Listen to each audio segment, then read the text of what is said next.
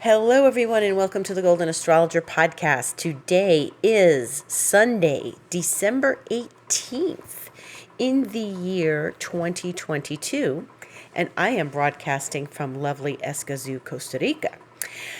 And today is the last Sunday before the holidays, and we have one more week before the big Christmas celebrations start.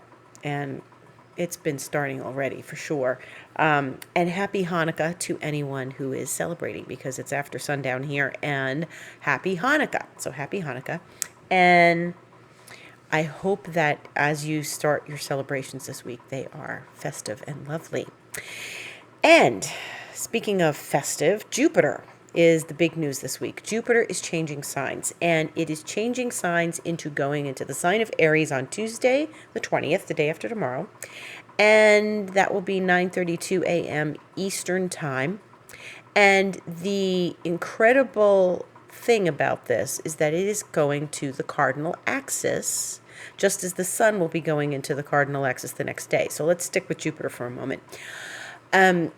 So this is two planets on the cardinal axis, but Jupiter goes to Aries, which is the beginning of the zodiac. So, I've made a lot of feeling into this astrology lately, a lot of feelings of what's going on. And I can tell you that this Jupiter at the end of the zodiac is a real intense feeling.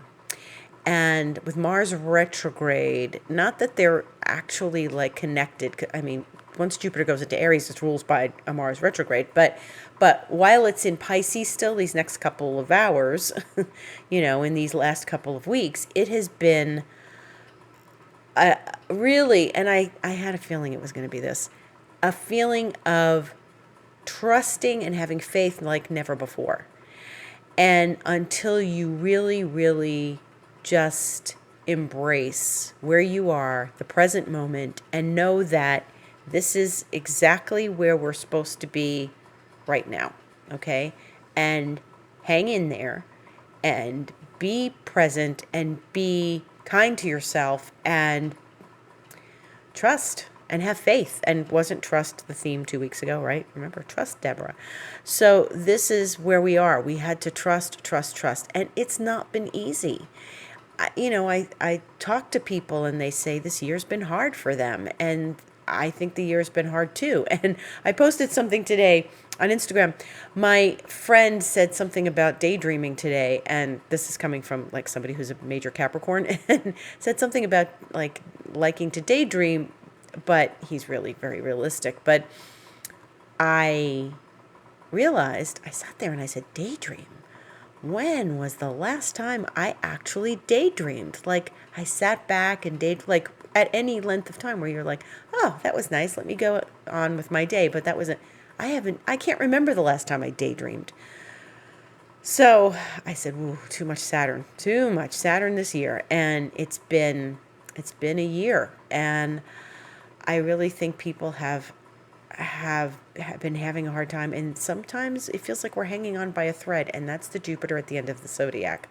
It's just the end of the zodiac. That's it. We are hanging on, and when we get this fresh energy on Tuesday, or wherever you are in the world, whatever time that reaches you, that's going to be a big breath of fresh air, and I think it's a really good thing, because we are starting over fresh. And you know what it feels like when something goes into Aries. Remember what it's like when, if you experience 4 seasons wherever you live, even if you live in Australia, this is the beginning of summer for you, right? So this is the beginning of summer if you're in Australia or down under, and you are experiencing, even if you're in like Argentina, it's really a powerful shift when you go from winter to spring. And that beginning of the zodiac is a powerful time, that first degree of Aries. And so while we're not experiencing the first degree of Aries in the way we do in March up north, or way we do in like September down under, you know, what because you know what happens, like it's winter, it's winter, it's winter. And it's like, as soon as you know that the sun has entered Aries, and that's really what the signifier is. It's the sun entering Aries, and that solstice has come, and that, or now we're at the solstice, but at the equinox, when spring comes, my goodness, what that feels like. It's like, that the snow is going away. You know that it is. You know that. Now, that's not technically true, because when I lived in New York, we had plenty of snow in March and April. And there were years, especially I remember like 2015, where it was just forget it. Just forget it. And it still wasn't getting warm, and it still took a while. But it's not like the snow hits the ground and the ground is warm enough that it's not going to last. So the metaphor here is the shift out of the end of the zodiac into the beginning of the zodiac. And that's a big, like, whoosh, fresh air, right? And that's what we're going to feel this week. We're going to feel that shift out of the end of the zodiac into the beginning of the zodiac, and like that cool breeze that comes, okay?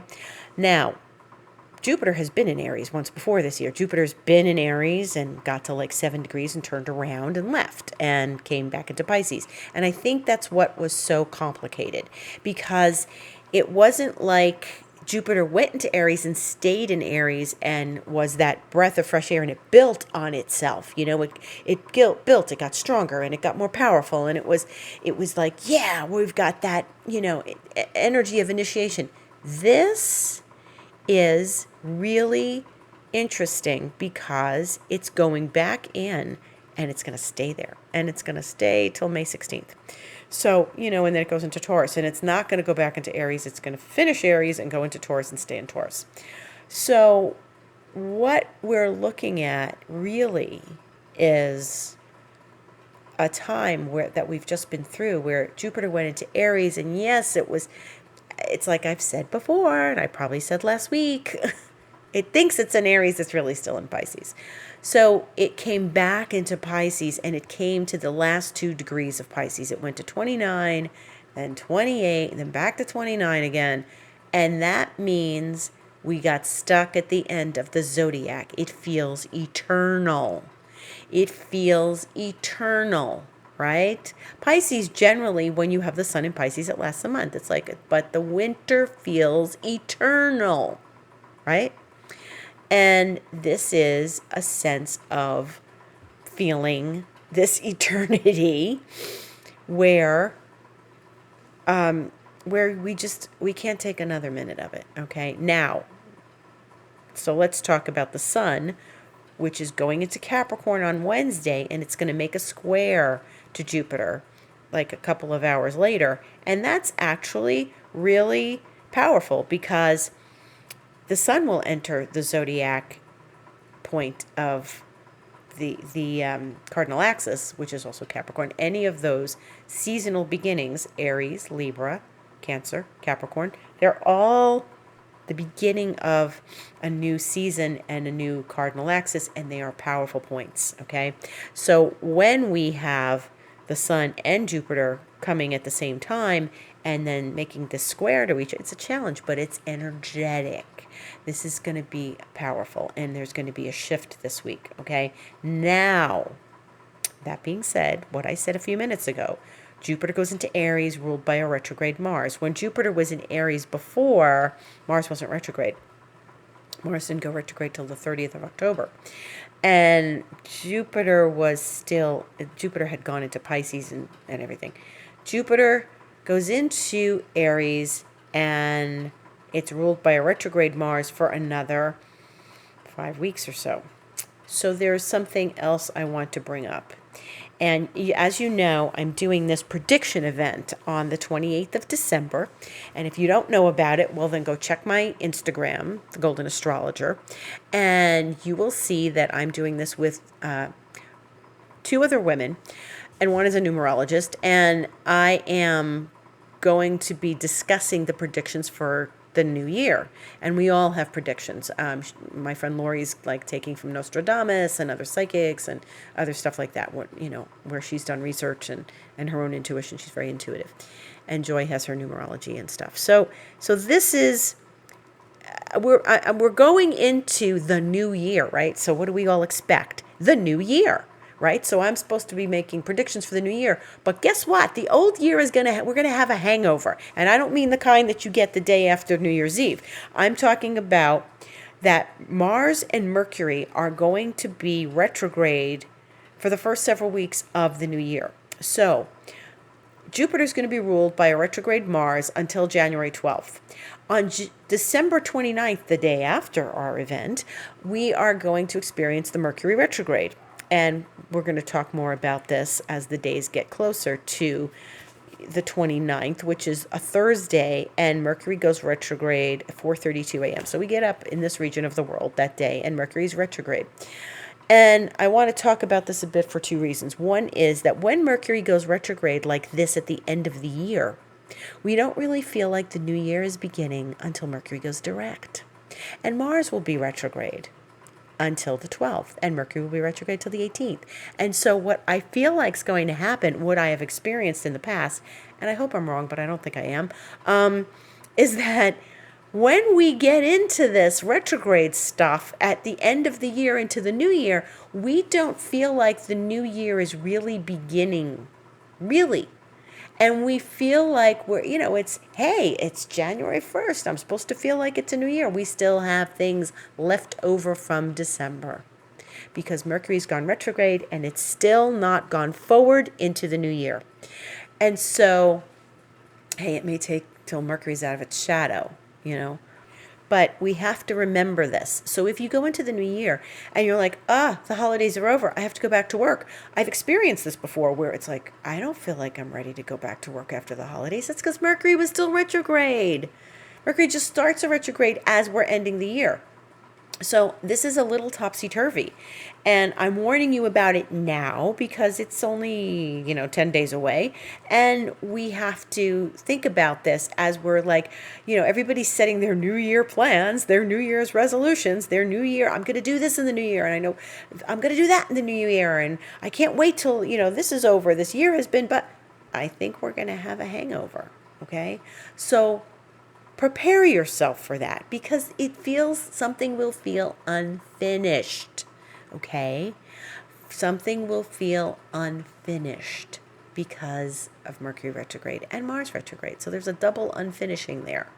So Jupiter will feel better once Mars is direct, but it's still going to bring that breath of fresh air, but we're still getting the retrograde, okay? And I watched the World Cup final today with my Costa Rican family here, and we sat there mesmerized because it was so intense. It was so intense. And I just thought, wow, this is really, really like it's a historical moment because, my one friend said it was the finest match he's ever seen. And, the two teams, Argentina and France, were really, really powerful, and they, to my estimation, I said they both won. Yes, they fought to the death. Yes, it went into, penalty kicks at the end. Yes, it took like an extra hour to find the winner of this game, this match, this World Cup. But it was, they both played brilliantly, and there was no yes, okay, so Argentina won fair square, they got the most goals, but there was no real definition except for that I feel like, and the team that comes in second shows up at the closing ceremony is sort of glum and gloomy and we had it by a hair, we could have won, and they could have, but it was a powerful thing. It really, really took me out of my day. But we were sitting there on the edges of our chairs, and I was like, we were saying, I can't watch this. I can't watch this. This is oh my God. And so there we were again at the end of something. It was like being dragged out, the way Jupiter is dragging itself out through Pisces. It was like this ending to this tournament, to this final, once every 4 years. event was dragged out as far as it could possibly be.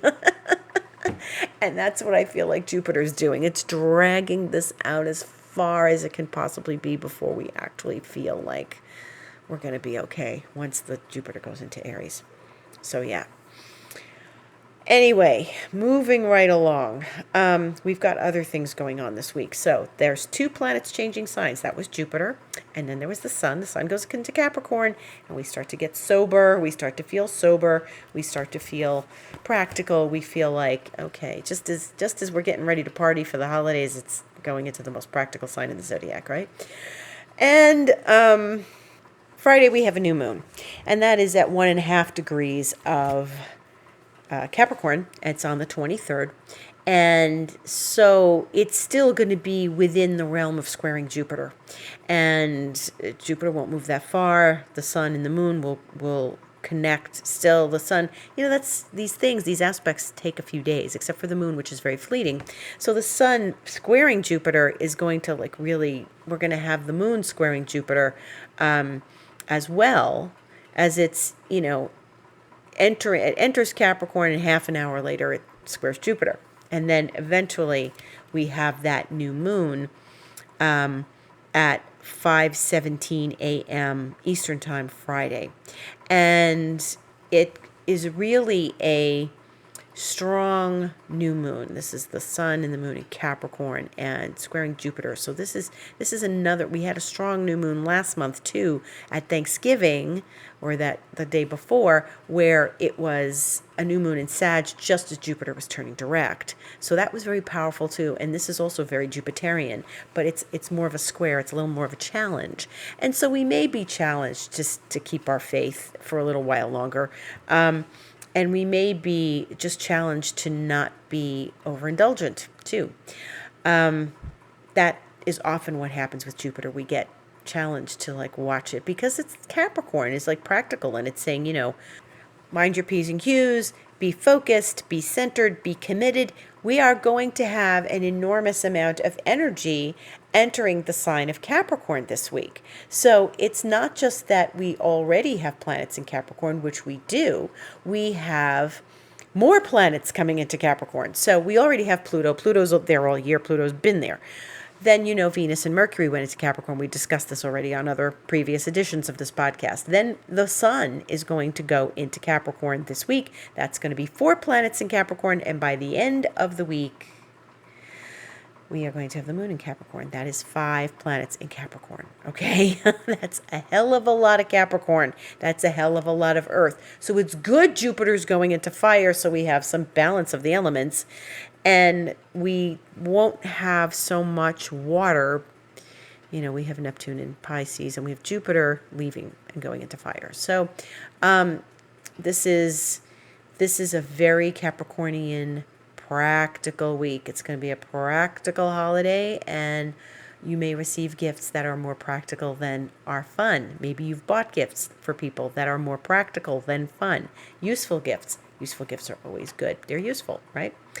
So the other thing that's happening at the new moon, and the reason why it's important and powerful, is that shortly before that new moon at 5:17 a.m. Eastern Time, at 4:31 a.m., not even an hour before, Chiron will go direct. And Chiron is in Aries. And Chiron is not the strength of a planet. It doesn't have a rulership. We don't know what sign Chiron rules. They've never discussed that at all.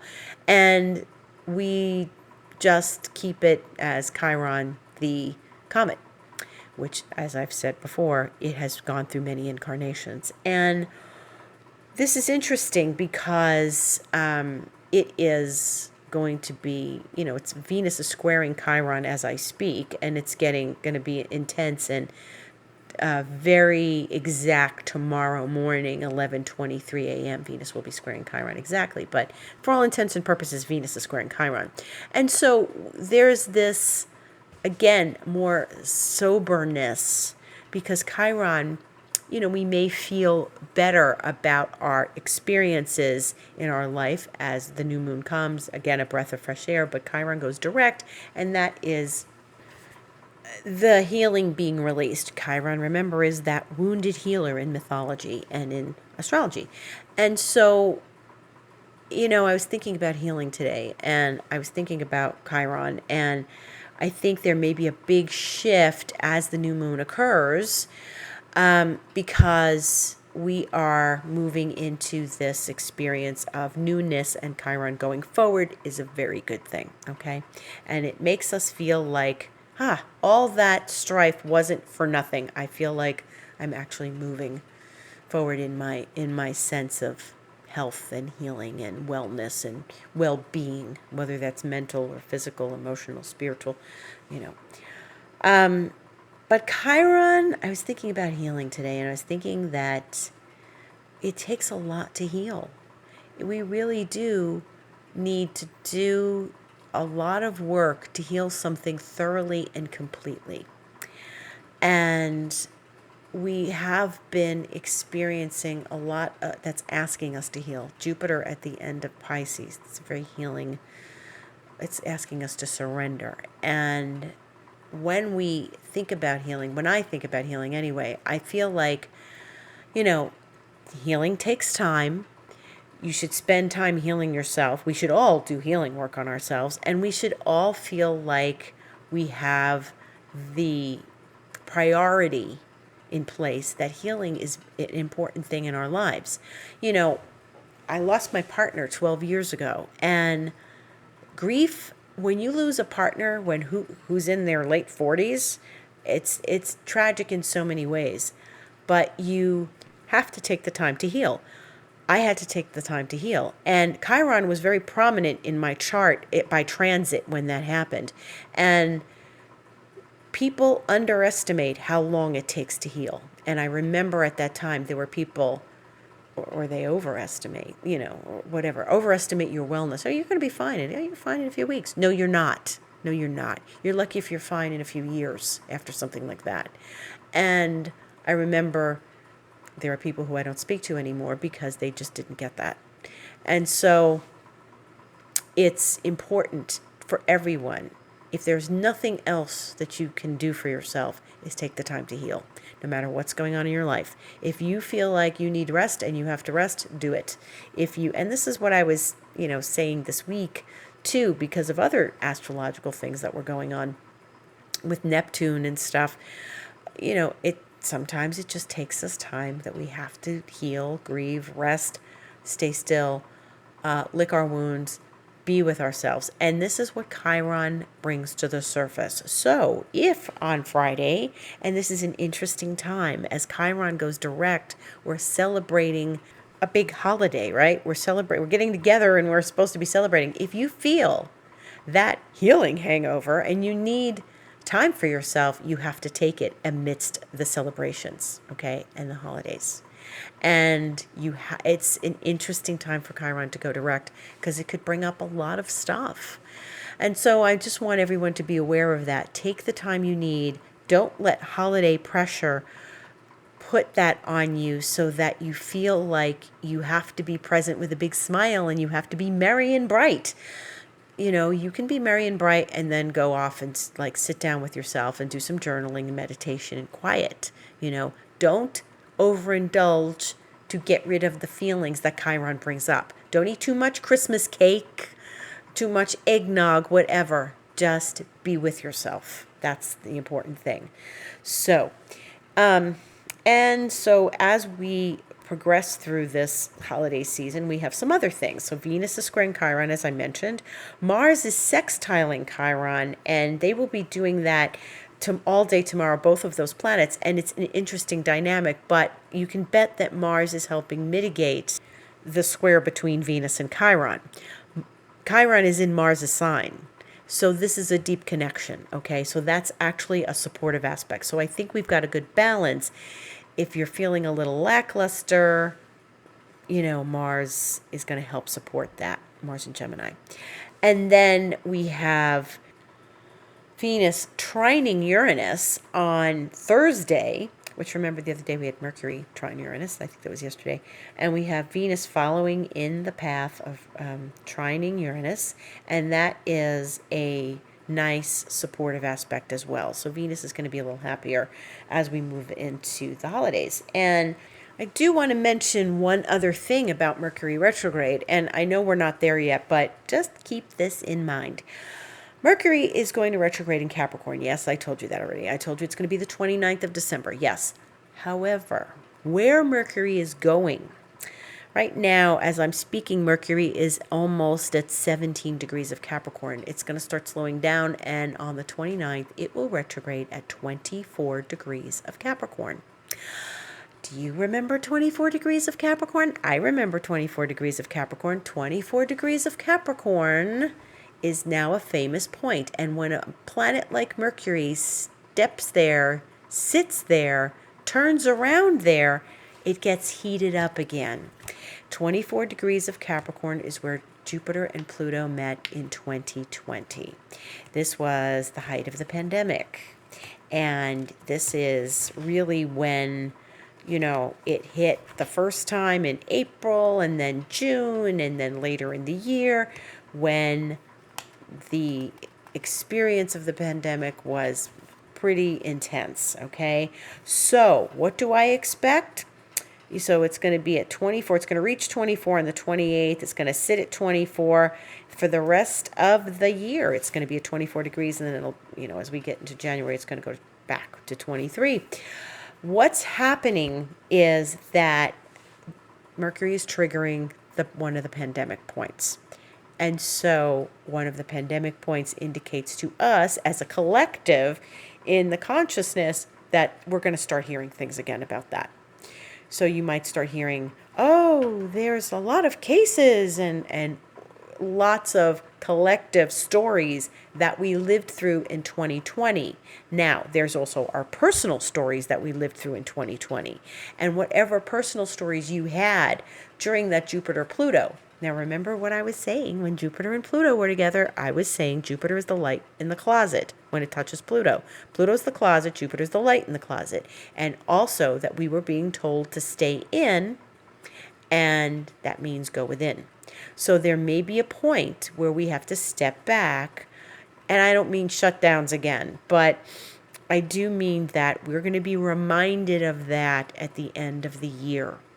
For whatever reason, there is going to be things maybe in the news and in your own personal life. There were obviously other things going on for you, for all of us, during that time that did not involve the consciousness of the collective and that story. There were personal stories as well.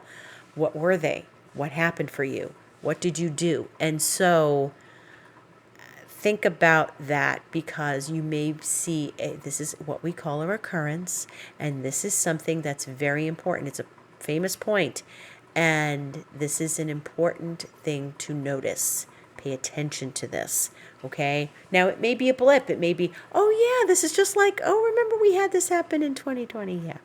Yeah. Anything. So just pay attention. Remember what some of those points were for you back then. What did you do personally? And just be connected to them again. And we'll see what happens when we get to the other side of this. And of course, that will be another podcast conversation. In the meantime, this week, there's lots of other aspects happening tomorrow that are often considered minor aspects. I don't consider them minor aspects. There's the moon is in Scorpio tomorrow, as it will go in later tonight, and it's going to be making quincunxes to Mars and Chiron, and those are, they are definitely more like needling aspects. And then there's a whole bunch of quintiles and biquintiles and some energies that are really feeling like they're minor aspects, but they are actually deeply creative aspects. And quincunxes that we're having with the moon and quintiles we're having, these are aspects that bring us a deep sense of creativity and deep knowledge of our creative self. Quintiles are often called minor aspects, but they really aren't, and that's kind of the fallacy of them. They aren't the like hit over your head conjunction, right? There isn't this boom, it's in front of your face. But this is something, and oftentimes when quintiles get together, they form sacred geometry patterns, and they are related to sacred geometry, so they resonate with us very strongly, and they are deeply creative. So tap deeply into your creativity in these next few days, because we're going to start to really feel some nice, creative, deep energy. It's like Mercury quintile Jupiter and biquintile Mars. And then, so thanks to my friend Whitney Howard of Starland Alchemy for bringing those to my attention. She did that earlier today. And that helped me to understand that there's like some deep creativity available to us right now, even in these moments that we're hanging on till Jupiter gets into Aries, until Chiron goes direct. And I think we're going to start feeling like getting our energy back a little bit. Now, like I said, Mars is still retrograde. So if you're tired, rest. If you need healing, take time. And there's an experience of relief coming as Jupiter goes into Aries. So look for that this week. And that's about it. I have talked and talked. And so here we are, getting into this, one of the last weeks of December, one of the last weeks of 2022. How do you feel? What's going on for you? You can drop me a note on Instagram, The Golden Astrologer. I am here on this podcast, The Golden Astrologer Podcast, and my website is thegoldenastrologer.com. You can sign up for our prediction event. I have it listed in stories. You can message me in Instagram and give me your email, or you can email me, deb@debmcbride.com or info@thegoldenastrologer.com, and I can send you the link to sign up for the prediction event if you haven't done it. It's free. It will be recorded, so if you can't make it on the 28th of December, then you can get the recording. And it's going to be a huge event. It's going to be huge. It's like the first time 3 of us are going to be doing this together, and Lori's expanded her Zoom to embrace 500 attendees, which is not what happened last year. Last year it was people were trying to get in and they couldn't. And when some people left, other people were able to get in because they kept persistent. But it was, we've got a lot of space for people. So come on in and do get there early, because I think, we've got lots of people with lots of mailing lists putting this out. So thank you so much for listening. Much gratitude to you. I will put the podcast up and let you know on Instagram. If you're not on Instagram, just stay close to your announcement if you've signed up on Apple or something, because next weekend is the holiday, and we'll see how I do this. It may be that I put it up early rather than late, and it may be that I do it in advance and put it up Sunday, but I don't think many people are going to listen on Sunday or maybe even Saturday. So we'll see. Let's stay tuned and we'll stay in touch. Thank you so much. Gratitude as we approach this end of the year. Gratitude for all of you for listening. Shout out to everybody all across the globe for supporting me and this lovely time we have together every Sunday. Thank you. Have a beautiful week.